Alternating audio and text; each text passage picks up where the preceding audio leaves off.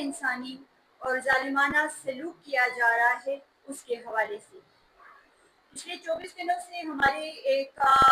YDA के नाम से यंग डॉक्टर्स की एक एसोसिएशन है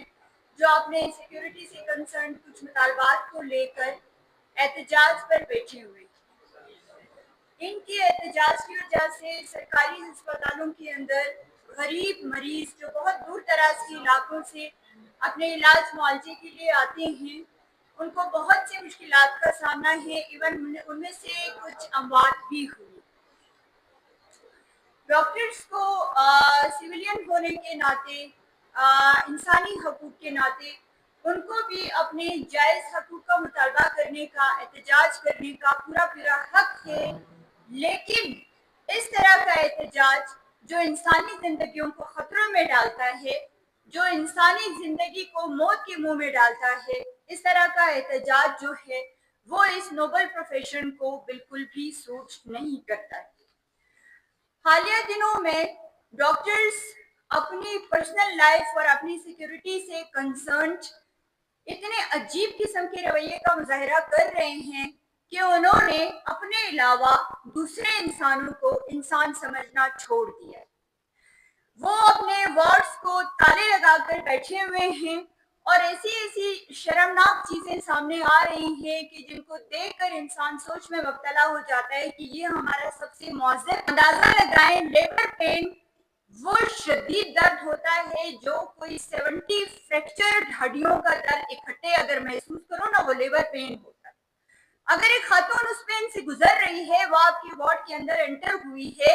और आपके अंदर इतनी इंसानियत नहीं है कि आप उस तकलीफ में उसका इलाज करें, उसको कंफर्टेबल फील कराएं, आपको ये हक किसने दिया है कि आप उसको धक्के देकर वार्ड से बाहर निकाल रहे हैं?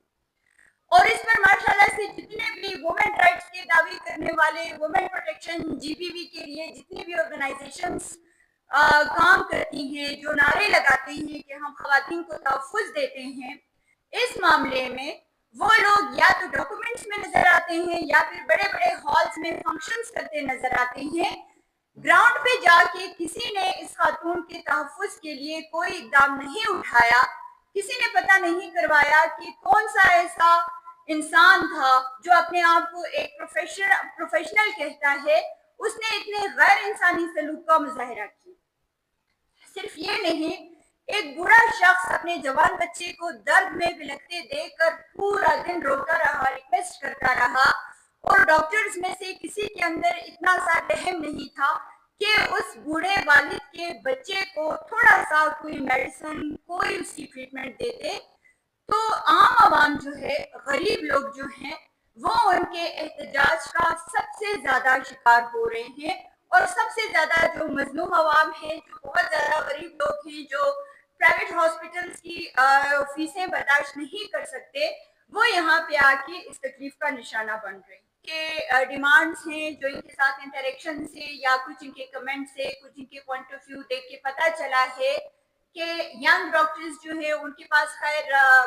क्लिनिक की प्रैक्टिस का लाइसेंस तो नहीं होता, वो खुद अभी तक स्टूडेंट होते हैं, वो अपनी हाउस जॉब कर रहे होते हैं, लेकिन माशाल्लाह से वो इतने पावरफुल हैं कि वो वार्ड्स को ताले लगाने की अथॉरिटी उनके पास होती है। डिमांड्स उनकी सुने,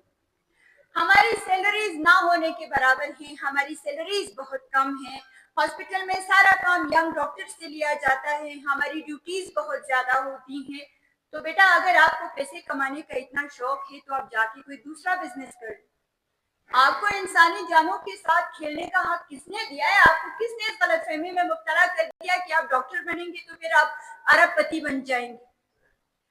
आप प्लीज अपना माइंड सेट चेंज कर लें। जब आप हमें ये कहते हैं कि अगर हमारे पास थोड़े से पैसे होते हैं हम इधर थोड़ी बैठते हैं, हम तो बाहर मुल्क चले जाते। बेटा, आप बाहर मुल्क उस वक्त क्यों नहीं गए जब आप मेडिकल की तालीम हासिल कर रहे थे? क्योंकि आपको बहुत अच्छे तरीके से पता है कि मेडिकल की तालीम बाहर मुल्क में कितने की पड़ती है। जब यहाँ की गवर्नमेंट ने आपको सीट दी, करोड़ों अरबों रुपए लगा के वो आपको तालीम देते हैं, वो आपको एक कोट पहनाते हैं, एक टाइटल देते हैं, उसके बाद आपसे अपनी ड्यूटी नहीं होती, उसके बाद अपने इस नोबेल प्रोफेशन का आप मजाक उड़ाते हैं। आपको अगर ये सारी फैसिलिटीज चाहिए, आपको ड्यूटी नहीं करनी है, आपको अपनी जान के लाले पड़े हुए हैं, जबकि आपका काम जाने बचाना है और आप अपनी जान क्या रोना रो रहे हैं, तो फिर मेरे ख्याल में सोसाइटी पे एहसान करने का कि मैं डॉक्टर हूँ, मैंने सारी जिंदगी पढ़ लिख के तालीम में गुजारी है, तो अब मेरी इतनी सी सैलरी है, तो अब मुझे इतने धक्के खाने पड़ रहे वगैरह वगैरह, ये चीजें आपको सूट नहीं करती। अगर मेरा कोई सोल्जर उठ के मुझ पे एहसान करता है कि मैं तो बॉर्डर को प्रोटेक्ट कर रहा हूँ, वरना मैं नहीं होता तो तुम लोगों का क्या हाल होता, तो भाई आपने यूनिफॉर्म पहना है, उस यूनिफॉर्म पहनने के बाद आपकी जिम्मेदारी है। अगर कोई पुलिस मुझ पे एहसान करता है कि मैं सारी रात गश्त पे रहता हूँ इसीलिए आप लोग सुकून से सोते हैं, तो बेटा आपकी अपनी चॉइस है, आपने यूनिफॉर्म पहना है, आपके पास अथॉरिटी है, उसके बाद आपका आवाम पे कोई एहसान नहीं है, किसी ने आपसे गन पॉइंट पे ये चीजें नहीं करवाई, आप अपनी मर्जी से चूज करके कर रहे। कोई ऐसी डीसी हम पे एहसान करते हैं कि हमने सीएसएस किया हुआ है, हम बड़े काबिल लोग हैं, हम बड़ी पोजीशन पे बैठे हुए हैं, अब हम जो है ना आवाम को जिस तरह जी में आए ट्रीट करेंगे, सॉरी।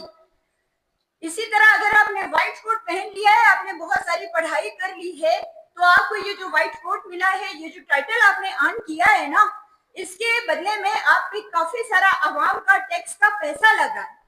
और आप अपनी मर्जी से डॉक्टर बने, आपने एक नोबल प्रोफेशन चूज किया है। अगर आपकी फैमिली में या फ्रेंड्स में या किसी ने भी आपको ये बताया है कि डॉक्टर बन जाना, बहुत से पैसे कमाओगे, तो बहुत गलत तालीम मिली है।